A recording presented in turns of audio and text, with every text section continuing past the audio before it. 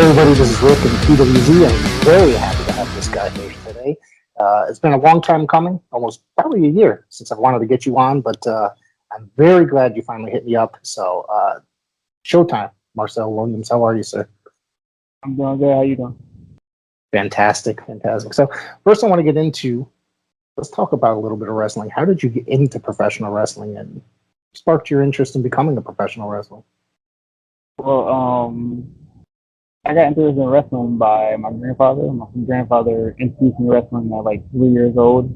Watching WrestleMania 3, and I fell in love since then. I watched every decade from the 80s to 90s on to the millennium and even to now. And, I fell in love with it. I always wanted to do it. And then fast forward to 07, I found Paul Roma School, which was in Bridgeport at the time. And, okay. That's how I got broken into like the business of like the bumps and doing paying dues, and that's how that started. Did you take to it right away?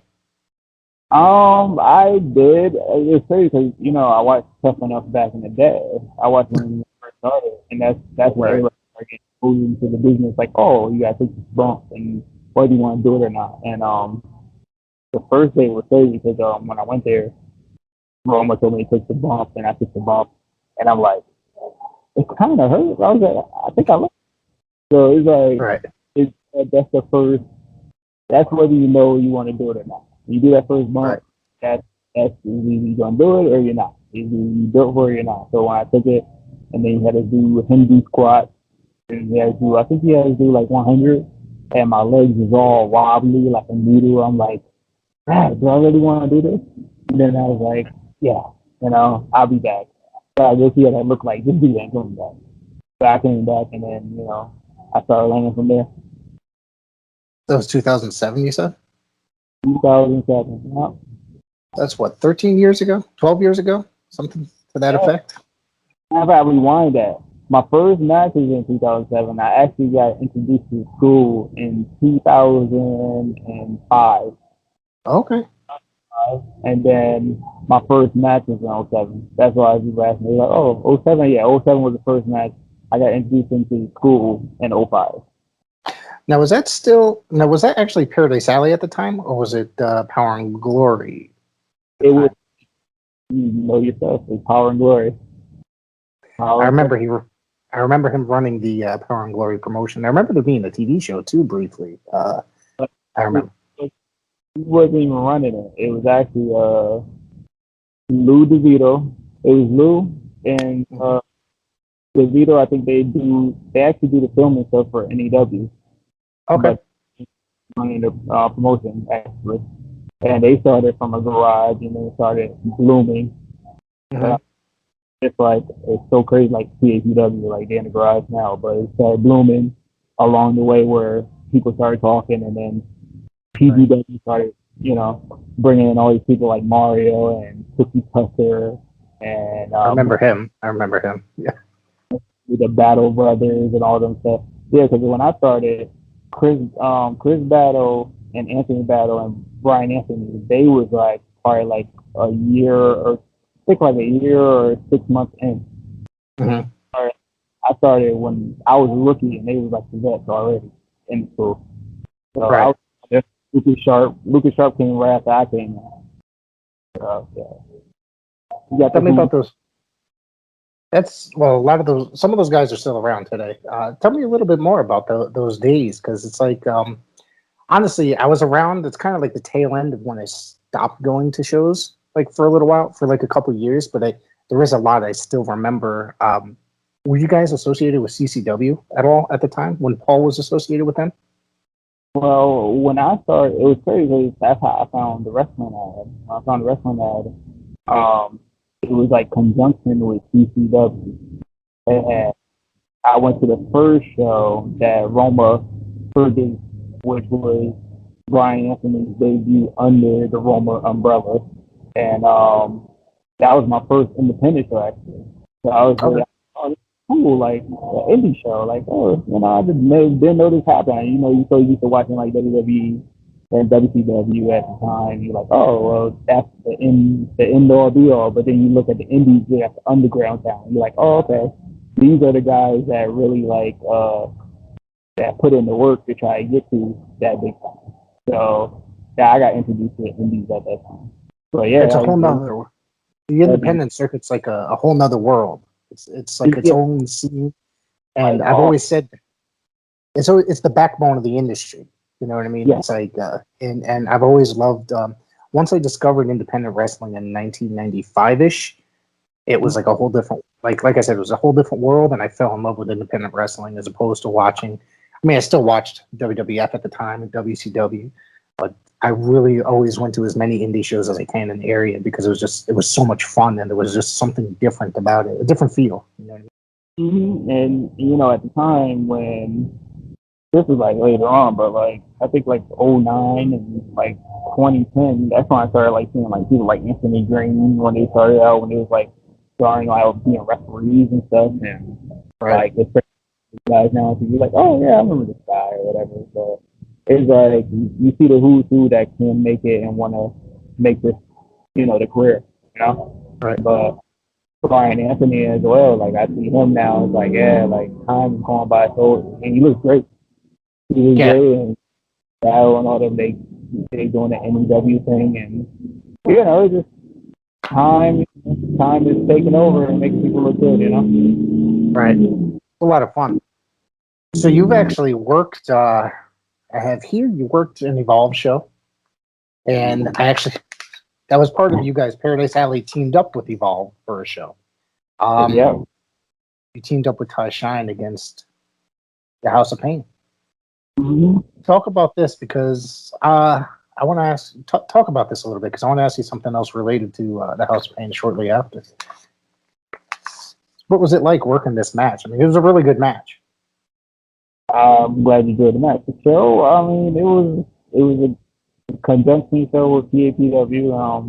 I felt it was great exposure for the company as a whole because Evolve was it was hot at the time, and then for them to bring in like now WWE superstars. Now you got Matt Riddle that was on the card. You had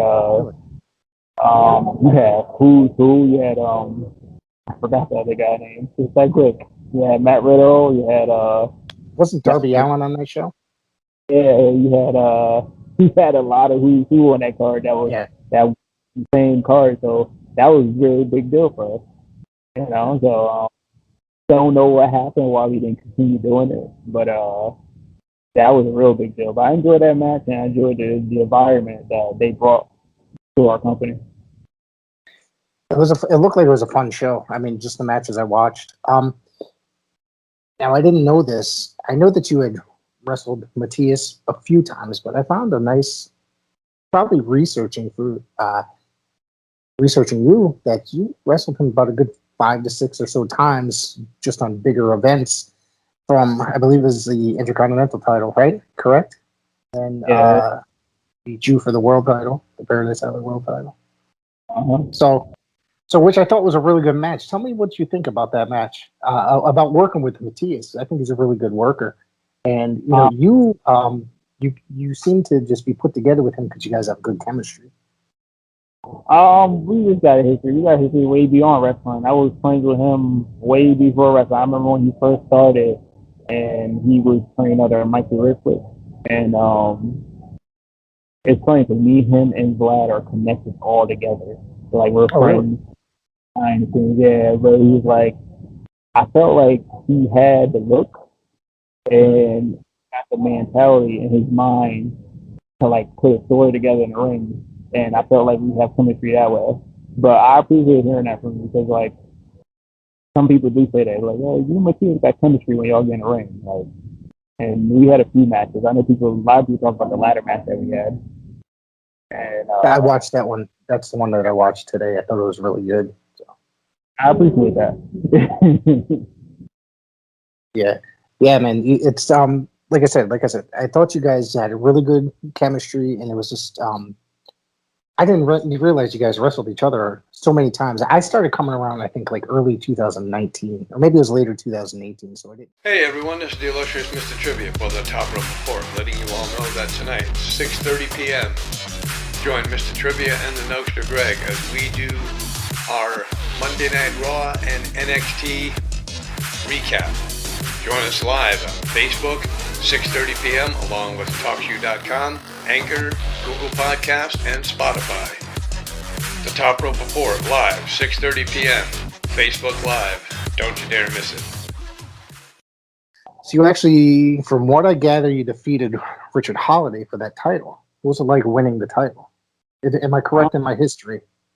Nah, you can't say history. That was a very big deal for me because everybody wants to be like the main champion in their company.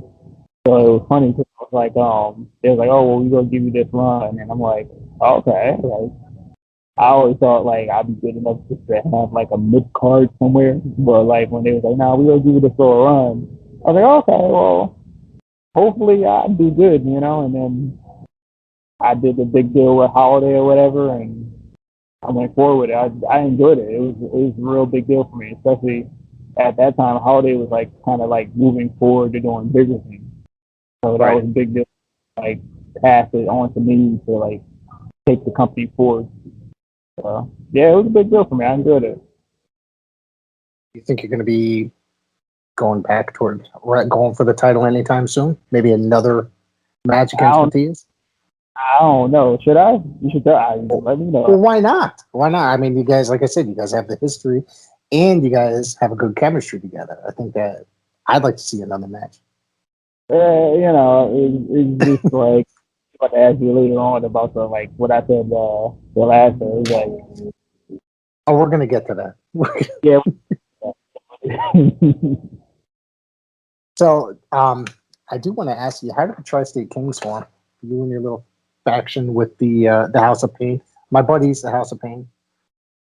It formed where House of Pain wasn't being appreciated, and I felt the same way as myself, company itself, and just as a business as a whole, we didn't feel appreciated for our talents and how we bring forward the company as a whole, which is PAPW, and we just formed it.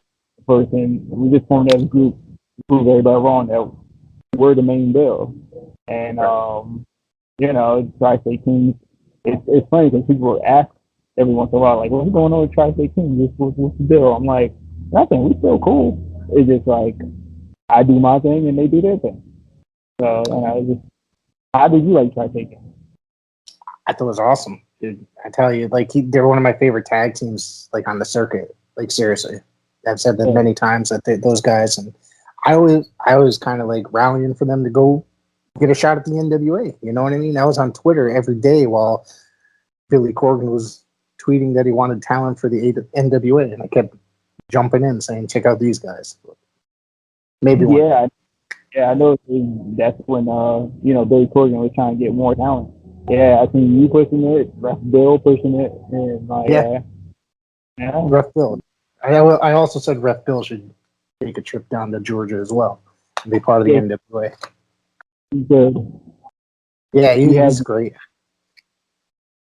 Where else do I have to say here? All right, we're getting towards modern stuff. If you want to get towards more modern stuff, so your team. All right, actually, I want to go somewhere before. Basically, during the pandemic, the last year, you spent a lot of time kind of away, not necessarily in action. Not that there was a lot of shows going on. The shows that Paradise Alley did run weren't in action. So what were you doing during that time? Just staying fresh. Besides working, were you working behind the scenes? I was working behind the scenes. Yeah. Because I wasn't sure what was going on, and then you popped up. What was it? When Flash was getting attacked by Battle Academy. Tell me about this, because I think that this is honestly the best storyline going on in Paradise Alley right now, or best angle going on. The whole Battle Academy angle, and you popped up. The music hit, the lights went out, and you came out to save Flash Waller from getting attacked. Yeah, the storyline as a whole is real entertaining. Chris Battle, he don't like Flash because he moved forward and got better, and he decided to gather up his own rookies to destroy the rookies that was there in PAPW. So the story's there, but it just got to a point where he's doing his thing, and the Haven trying to do their thing, try to regain the tag titles, and Flash is by himself. So I just took it upon myself to help him out. But a lot of people thought it might have been a ruse, knowing your history. Yeah, I know. I'm getting messages. It didn't turn out that way. It didn't turn out that way. I was waiting. I was like, "Wow, I think I'm like hurt." Nah, dude. Like, I got mad respect for Flash. He really carried the ball wide the whole pandemic because they're pandemic era now. So it's like, he kept it kind of, it was in hiding, Right. I basically, last time I think Matt DeCourt was on, he was saying that during the whole pandemic, Flash is basically, he's been the number one guy in the company. You know what I mean? Basically just going forward. And the guy's really talented. I'm not going to, he's very exciting to watch. Maybe does a little crazy things jumping off the top of that bathroom area, which kind of scared the crap out of me because, you know. So basically, after that match, you made the announcement that you were thinking about retiring. And then attacked by Vlad. What's going on with this? Are you coming? But I also see you're. Are you coming into the Rumble in Paradise? Excuse me. I may come to Rumble in Paradise. I may not. I may do a little cameo, but Vlad may change my mind because he decided going business for himself and attack. I don't know how he. That matter like I know how he knew I was there. I was advertised to be there, but it's just, it just. I guess I'm the new target now. Like it's not Matthias no more. It's me. Like I said, I guess it's our history of all three of us. He decides he want to show his face and attack.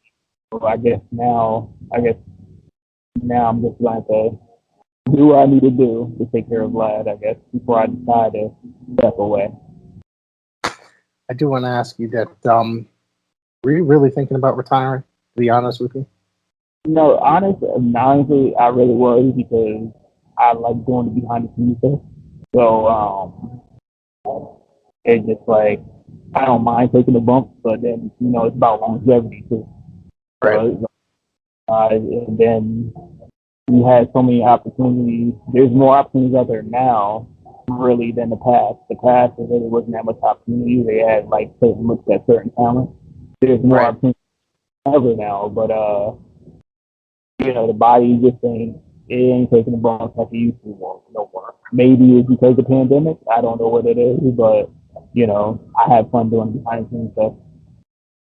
I'll be honest with you, it is my favorite show to go watch, and I always look forward to it. And when I'm not in town or when something happens, I was away for the last show. My son had a basketball tournament, so I was in New Jersey. So I did back at the hotel watching on my tablet though, so I was kind of excited. I was able. At least you guys are streaming stuff now because you guys. I don't think you always stream stuff, so I think if I missed an event, I just missed an event. I would find out from somebody else. But you guys utilizing either the Twitch or the Facebook to reach out to the fans too. Yeah, I noticed that PAPW as a whole, they're trying to go and gain new audience through social media. At first, they were doing the Facebook Live thing, and then it didn't look too right, and then we tried to do Twitch, and now we got back to Facebook Live because we figured out that we was getting more viewers through Facebook Live. Okay. Yeah, I know there's a big announcement coming up soon with PAPW going forward. And so, yeah, I just, how you like the product as a whole? Me, I love it, honestly. I look forward to going to every show. Honestly, it's like, when like you're on Facebook and as the events pop up, I automatically click going. I already make sure that I don't have anything to do, make sure we're going to actually be in town. You know what I mean? It's funny because it's like I'll be like, "Hey, are we going to be in town?" Because I really want to go to the, So it's like I make the majority of them the events. I can say it's like one of my favorite products out there as far as wrestling goes right now. I don't watch a lot of mainstream wrestling these days. Yeah, I'm kind of bored with it. to be honest. See That's that? why right now I'm not sitting here watching Hell in a Cell. I'm sitting here talking to you because I appreciate independent wrestling, the alternative. I've gotten, like I said, bored with it. So I look forward to going to things like that. Well, as I know it, PAPW is just trying to like be that alternative. We ain't trying to like be NEW, yeah, but we just try to be our own brand where you enjoy it. I want you to we want you to enjoy it from 7 p.m. when you come into the door to 9 o'clock, 9:30, 10 o'clock, and would you pay your $20 or your 10 or your 30? We want you to make sure you got your money worth. You know what I'm saying? I don't. It's just like that's how the company is being run right now. We just want to make sure you get your money you're investing. So I mean, yeah, bringing up NEW, it's just like they've also been around for like 25 years or something like that. They've kind of made their mark from being around so long and doing whatever they do. I haven't been to one of their shows in probably 5 years or whatever. But I mean, not that they don't put on pretty quality family, friendly shows, but going to a Paradise Alley show, in a room, say like the facility, the training center, there's only a few rows. You're right up front. You know what I mean? There's not a bad seat in the house. You can go outside. Everybody's standing outside. You kind of get to chat with everybody, with the talents and stuff like that. And that's a very important part in independent wrestling to me. Because, it's just like, it's really good for the fans. You know what I mean? It gives them a whole nother view on the product. Yeah, I fully agree. It gets you emotionally invested in the talent that's involved too. That then just coming in, they pay that dollar and I'll sign your autograph and go home. We all set. Nah, we want you to be invested. We want you during intermission to like talk to talent, get invested in talent, be on podcasts with you or with other people just to get noticed and help out each other, I'm just glad it does that, not only to you, but other fans, because I hear good things as well. It's a lot of fun. I mean, obviously, there's guys like Top Rope Report, Trivia and Nugster that are always at a lot of the shows, and then Don Kincaid, obviously, with Kincaid Files. He's all over the place, that guy. So he's very good for the independent scene. If it wasn't for him, I actually wouldn't have started my podcast. He helped me out greatly finding the record button in Skype. He helped me out a lot. Honestly, it's like he influenced me a lot around that time period. So I'm really glad to get to know everybody, at the Paradise Alley shows. I'm getting away from that. What else do you watch in professional wrestling? What do you investing in currently? I was watching WWE for like 30 years. That must have been a sign not to talk about WWE. WWE years. I was watching WCW from the 80s to the time it closed. I watched some of ECW. Right now, I watch AEW because it's the alternative option. And then I watch WWE off and on. But WWE, I mean, to me now, is just for the kids, and it's a Disney company. Nothing wrong with that because they're making a ton of money. So it's like, why not? They need billions of dollars. Why are they gonna sit here and accommodate to me or you? You know what I'm saying? I fully understand. People, I listen. I read the dirt sheets all the time. I see the fans comment on YouTube. I see every fan complain about what WWE is doing. If it's not for you, it's not for you. They're not going to improve for you. They're making billions of dollars. So it's no sense in mad and push and trying to boycott a company that's making billions of dollars. They're not going to get $1 billion for me, for you, or anybody else. AEW, they're just starting out. They're doing great things. There's certain things that they do, but the thing is, they're a young company. And people get mad with them and say, oh, well, they didn't do this focus match well, or they do this, they didn't shoot this well, or whatever. It's a new company. Right. 5 or 6 years, 7 years, and then flip out. These guys started a year and a half ago. Why are you getting mad? There's no sense getting mad, but, it's just, when Yeah, I I watched it. first turned it on, I'm sorry. When I first turned it on, basically the first few months, I'm like, they got a lot of kinks to work out. It's a new company. It's greatly improved, but there's still some kinks that need to be worked out. They seem to be, for lack of a better term, like a super indie kind of. They hired every guy, bigger indie guy that was on the indie scene, basically, and some guys from Japan, etc., etc. They basically picked from wherever, and so they did the right thing, by putting the right stars where they're supposed to be. The Bucks are huge in Japan. Omega was huge in Japan, so we're trying to bring that group over. Do I always enjoy them? Not really. I do enjoy them sometimes, though. It's great to see that they have their programs like Dark and Elevation. You get to see certain guys on there. Sometimes they get a little carried away with the goofy stuff sometimes, and that's just not but it's like they try to do a little bit too much variety, but it's not for everybody. No, I fully understand you. But you gotta recognize this too. WCW got hot because they put a lot of variety on. You know what I'm saying? Yes. So, like, you gotta have your cruiserweight. Well, AEW don't got cruiserweights, but like they got to mix the talent where different variety is not where it's WWE where they working at the same pace, that same pace, the same match, the same commercial break, or we got to commercial, whatever. It's like what you see on AEW is organic, like Monday Nitro was. Mm-hmm. I mean, you look at Tony Khan when he faced us. He was a Nitro guy. I was a Nitro guy. I loved all the live and the pyro and starting off the show hot with a bat and all that stuff. WWE main thing for the last 20 years with a 15-minute promo to set up that match within 30 minutes. I'm so glad you said that, because I say that every time I watch Monday Night Raw, if I ever watch it, which is rare these days, but it's like every time you tune in, there's somebody cuts a promo that's going to set up the main event, and it goes on for about 15, 20 minutes. You're lucky if it's 15, 20 minutes, because it could go to a half hour sometimes. And then they do a promo that sets up a match for the next segment. I'm like, okay, you could just start the segment with the match and just put the match start up. Okay, we are start off Raw match right now. Bam, introduce all stuff.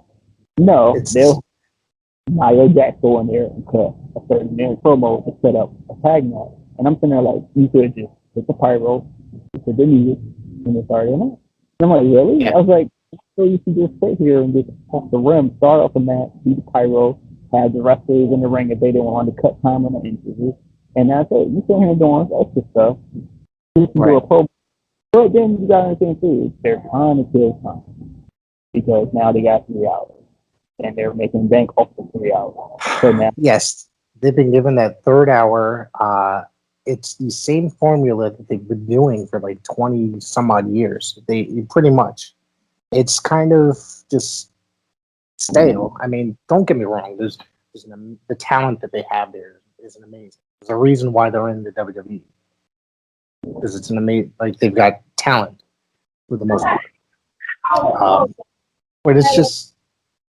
It's just sometimes mind numbing to watch, I guess, you know what I mean? Being the same thing over and over. But, I have to tune away. But there is a lot of great guys that I try to tune in for. I mean, I think, honestly, 3 years ago when Drew McIntyre returned to WWE before he was even the title picture, I was like, this guy really came into his own. He went through the indies again, Impact, Evolve, and got re-signed to WWE. I said that guy's going to be the champion very soon.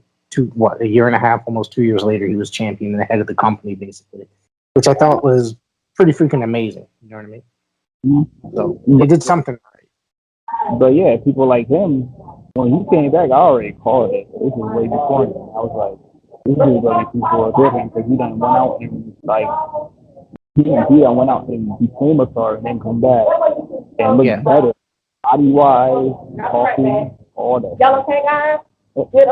So he's like, he went out and bettered himself. Mm-hmm.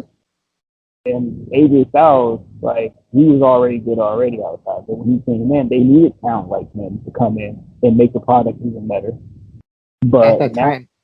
you know what I'm saying? He's a number now. No, like, he ain't doing nothing now but doing the tag thing with Omar. So it's Yeah. like, but what's happening is they're at the age right now where they did all that work. So now they're just collecting money. They still Yeah. are good. But I they're mean, collecting. he's been working for 20 some odd years, starting in Georgia Indies and NWA Wildside, and worked TNA for years, New Japan. He basically went to WWE, like you said, for the money. Like, it was the only place he hadn't really worked. He didn't really need to go there, but He did not need to go there for one, but he did.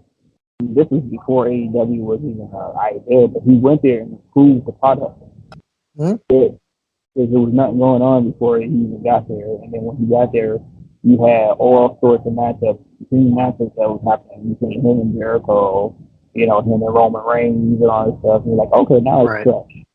You know what I'm saying? But it's just like, yeah, people like Nakamura or them, they're just cruising right now. Yeah. They're just, not, Nakamura Like you said said. there, he's like vacation time there. He's not Yeah. doing that hard now. And you know, it's just like, they tell you already, like, it's a vacation. They just cruising right now. Yeah. They don't You're want. right. They really don't want to go back. I mean, if they do, they probably go to AEW, but they know they're going to put in the work again. I Yeah. mean, it's probably the same amount of money, hopefully, but like they're going to really like perform. They can't do the same thing they do every day at WWE, where they go to the house shows and they do the same thing every house show. They're going to go out there and put in work. Not saying that they don't want it, but that's what's going to end up happening, you know? Do you see that happening a lot with talent when they finally do make their WWE appearance? That they're in it's in the money mode and they're basically cruising, like you said. Because I've noticed that it's like once somebody gets to WWE, they're not putting on the 5-star classics, like say in Japan or on the indies that they were putting on, such as an AJ style. I mean, maybe in this period, maybe not years ago, but it's not they put in the work. You know what it is? It's the fact that it's the WWE pace. So it's a slower I don't pace. I got an example right here. Like AJ Styles, you remember when AJ Styles used to do the backflip DDT move? Yeah. So if you notice in the first few times when he was in WWE, when he was doing it, he tried to do it on people like Famous and all them, and he was like, he couldn't connect it right. You don't need to Right. connect it on. You can connect it on Famous or, you know, Roman Right. Reigns. So he had to take all that stuff that he used to do with Samoa Joe and Austin Aries and all these people and tone all that stuff down. But he did learn some stuff from Kurt Angle when he came on the TNA because, you know, you Great notice that series. his pace. Yeah, he started slowing down his pace. Yeah. So it's not that. I think they're all hungry when they get there, but they fully understand that WWE is a showbiz company. It's not a wrestling company. Absolutely. Yes. Yes. Entertainment. They say it all the time. Sports entertainment. So basically, they're going in there just to do their 10 minutes of being a superstar. That's it. So Right. more and all them, they understand that.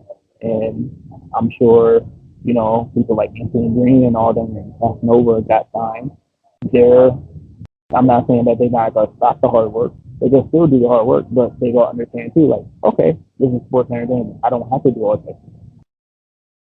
And then you I get think comfortable. yes. I think when some of those guys are still down in NXT, so it's like they're still doing that hard work, so to speak, before they get called up to the main roster. That's when like the main roster is kind of like the entertainment part, the more so entertainment part, because the NXT part is basically that's where they hire the guys off the indies or internationally and they get them to work their style.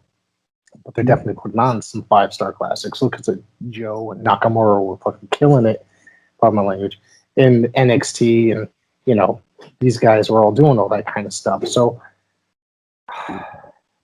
Yeah, it's like once they go to NXT, it's like they do these great matches. I'm sorry, and then once the main roster, it just relaxes. Like I thought Joe, I was like so happy to see him on NXT. And I was like, I can't wait. I was like, I'm so happy. You know what I mean? I've been watching this guy for years, and then he goes to the main roster, and it's like that feud he had with Mysterio was kind of boring. You know what I mean? It's like or stuff like that. You know, it's like Nakamura was awesome in NXT, and then he gets up and it's just he's the relaxed, the cruising style. It's not what it was, you know. So then you don't look forward to watching like stuff like Raw or SmackDown. But I even think that NXT is starting to take a step back ever since they got the cable TV as well. Well, yeah, they're starting to take a step back because they got the TV deal now, so they got 2 hours to fill. You know Right. what I'm saying? People complain a lot, but the thing is they don't understand the behind politics. You know what I'm saying? Like when a TV company or TV network gives you $1 billion to fill up 3 hours, what you gonna? And I mean, it's not one. You answer them. You got to answer to advertisers. You got to answer to the network. You can't do certain things, so that's why you're going to have a 15-minute match with a commercial break in the middle or two, and then the next thing you know, that's the first half-hour segment or so. So, I mean, you know, I just don't want them to tone down somebody like Karrion Kross, excuse me. You know what I mean? Because that guy, even in Impact, I was like, that guy is going to be a huge star someday. What happens? Impact said they couldn't pay him enough, so he left. Because he basically had to have a day job, he said. Yeah. He ends up in NXT. I'm like, this is freaking awesome. I was like, this is great for him. And then, you know, next thing you know, obviously he's going to be coming to the main roster relatively soon, from what I understand. Yeah, but that's the problem though. Like, you think these guys are gonna be stars when they get on the main roster, but the thing is, you can't blame. Just get lost. Yeah, you can't blame the star. You gotta blame the writer. Yes. The writer. Well, there's that too. You gotta blame the writers, and you gotta blame the man in charge. At the end of the day, he may not watch NXT on the regular.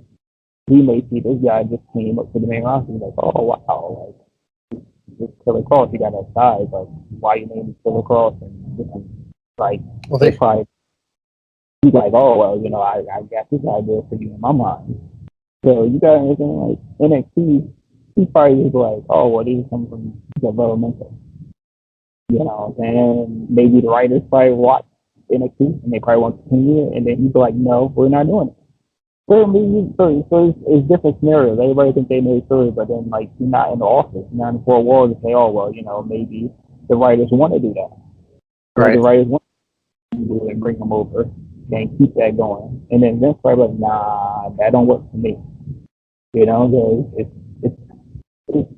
everything involved that works. It kind of annoys me sometimes because I do watch NXT, and it does get annoying where somebody's hot on NXT and then they go to the main roster, they get seen down. You're like, wait, hold up, like how that work here? But that just goes just like when WCW was in charge, you have somebody hot that's in WCW, and then they come to WWE, they're not hot because they came from WCW. It's the policy. Right. WWE did that on purpose to a lot of people that came from the other company. It was them being bitter.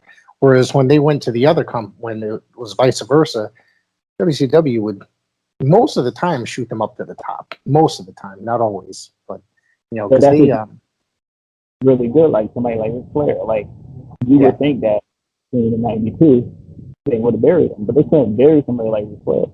But they could try to. I mean, the guy's history. The guy's history, and he'd only been 15 years or so into the business when he came in, maybe a little bit longer, give or take a few. Maybe it was closer to 20 because I think he debuted in '72. When he came in, there was like, you can't. The guy's history before that as NWA champion, his whole entire history, you can't ignore it.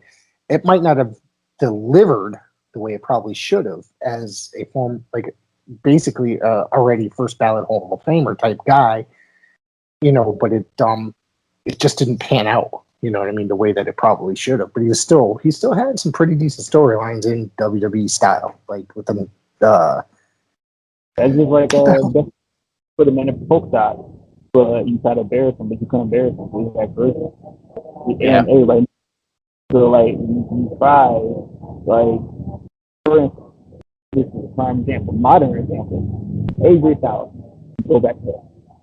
He came back, he did a Rumble, he got popular. They had to lose Jericho at WrestleMania to test him out. That was one. That was test. He said after that, he won the 4-way the next day to face Roman Reigns. So how you lose a WrestleMania match and win the 4-way the next night to go get Roman Reigns? You still win at Mania and then go to Roman Reigns. Yeah, Right. You got Ellsworth. Like any other person would say, no, I'm not doing it. AJ Styles. You can't tell me that they was how his ego was. You know what I'm saying? So, right. And then saw that they gave him his long title run for over a year. You know, and the only reason he doesn't have the title now is because he said that he wants to take some time off. He don't want that rush no more like that. Right. So it's just like they'll try to test you and see how your ego is. And if you got an ego, they will not take you, no matter what company or where you came from. You know, it's just the WWE bubble. I mean, I respect it because some people do come in with egos. You know what I'm saying? So in a certain time, you can't just bury everybody. You can't bury everybody. They need stars. They're having trouble building stars, even though they've got a lot of stars that could be huge stars. It's just, you know, they're not really necessarily pushing them to that mainstream level, which I think that, you know, some of those guys really can be, but for some reason, from what I understand, they don't want to build stars outside because they keep losing their stars, like guys like Cena and Rock, to Hollywood. So now they don't want to build guys to get to that level. Okay, you answer your own. You answer the golden question. You know what I'm saying? The only thing that was in for you is they don't want nobody to be bigger than the company. Right. They want. You notice they don't say, well, Hulk Hogan or, you know, whatever. Back in the day, they say, oh, Hulk Hogan, Ultimate Warrior, all these people going to be there. It's about WWE. WWE is cool. And you know, oh, well, it's Hulk Hogan and WWE. It's not John Cena WWE. It's just WWE. And the stars. They don't want you to get anybody. You're going to leave. You're going to leave. They don't want you to leave. You get the same show every time, basically, when you go to a house. Or actually, they didn't have shows, but they're coming back. But you know what I mean. They basically have the same show every week. There's no freshness. They need to change up the roster, I guess. Change up the television show because realize it's probably the same 12 people every episode, or every week, I should say, per show. So it's like, would you want to see the same 12 people every week? Well, this is now because going in front of a crowd now. You know, usually in Thunderdome in that bubble and there's going on. Now they're gonna be in front of crowds now where big guys are like, they can't do this electro blitz and all that stuff. They gotta step up because that live crowd will chew them up. Like, I do not want to watch this. I do not want to watch it. Right. That's right. Yeah, you're right. What do you, before we get back to some other stuff, Paradise stuff and yourself, what do you think? I want to ask you, what do you think of the Thunderdome over last year? Or it hasn't even been a year really for the Thunderdome, but during the pandemic, they created the Thunderdome. And what do you think about them returning to live shows? I liked the Thunderdome because it was like a TV show about it.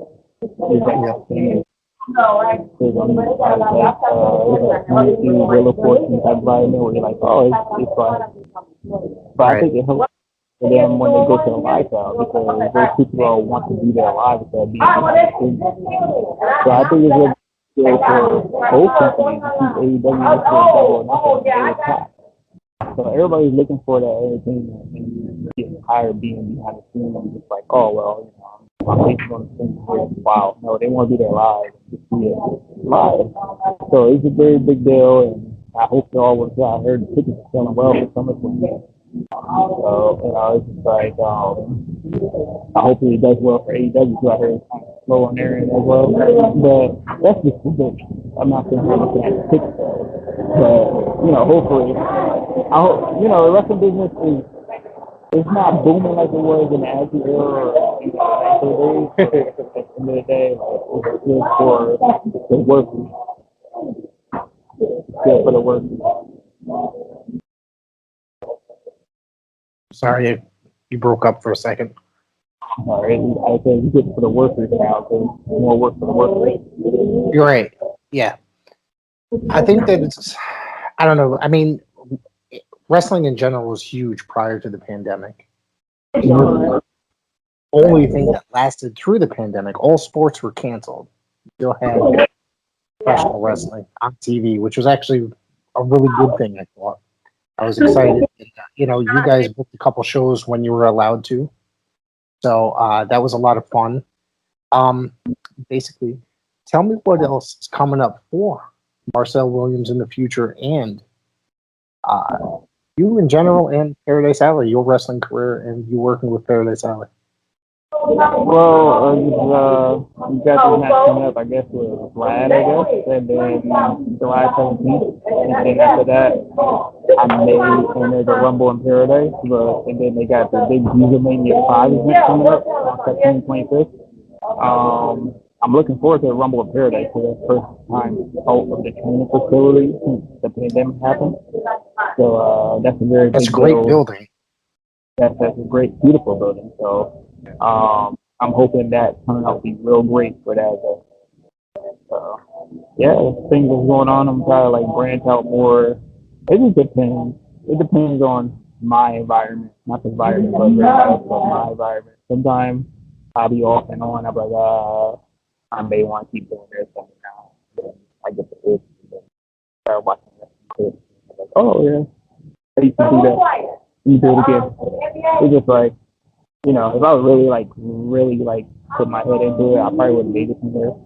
But I just be taking breaks to like, oh yeah, you know. I love it though. I love professional wrestling. Like, I don't really know much about the, you know, I understand it, business side. I'm still ultimately a gigantic fan. You know, are you going to be at Emergence? Was it July 17th? Are you going to be there? I know Vlad challenged me to that date, so I guess I'm going to accept it, especially I think what he did. So, you probably see me versus Vlad July 17th. All right. And before we wrap it up, where could everybody find you on social media? Social media, you find me on Facebook, Marcel Williams. You find me at Twitter and Instagram at Showtime Marcel. And you find me as well under Marcel Williams. I got some videos on there if you want to look at my past stuff and some current stuff. All right. I really appreciate you coming on. Thank you so much. I appreciate it. And I'll see you at Emergence.